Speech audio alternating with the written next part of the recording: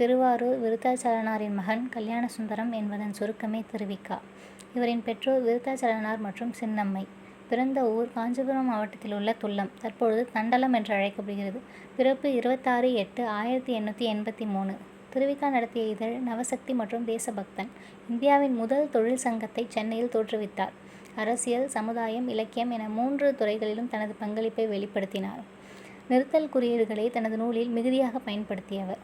திருவிக்கா நடை என்று சொல்லும் அளவிற்கு சிறந்த எழுத்து நடையை கொண்டவர். அடுக்கு தொடர், வியங்கோல் அமைப்பு, வியப்பு தொடர், மரபு சொற்கள், கவிதை மேற்கோள், வினாவிடை பாங்கு, மேடை பேச்சு, புதிய சொல்லாக்கம், உவமை, உருவகம் என தனது நூலில் சிறந்த நடையை வெளிப்படுத்தினார். தமிழ் தென்றல் என்று அழைக்கப்பட்டவர். நான் தனியாக வாழவில்லை, தமிழோடு வாழ்கிறேன் என்று கூறியவர். செய்யுள் நூல்கள்: உரிமை வேட்கை, முருகன் அருள் வேட்டல், திருமால் அருள் வேட்டல், சிவன் அருள் வேட்டல், கிறிஸ்துவின் அருள் வேட்டல், புதுமை வேட்டல், அருகன் அருகே, பொதுமை வேட்டல், கிறிஸ்துவின் மொழி குரல், இருளில் ஒளி, இருமையும் ஒருமையும், முதுமை உளறல், பொருளும் அருளும், மார்க்சியமும் காந்தியமும். திருவிக்காவின் கட்டுரை நூல்கள்: இந்தியாவும் விடுதலையும், மனித வாழ்க்கையும் காந்தியடிகளும், முருகன் அல்லது அழகு, பெண்ணின் பெருமை அல்லது வாழ்க்கை துணை நலம், இளமை விருந்து, சைவ திரவு, தமிழ்நாடும் நம்மாழ்வாரும், நாயன்மார்கள்.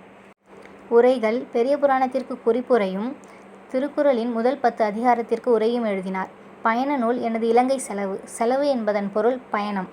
திருவிக்கா படித்த பள்ளி சென்னை ராயப்பேட்டையில் உள்ள வெர்ஸ்லி பள்ளி. திருவிக்காவின் ஆசிரியர் கதிரை வேலனார்.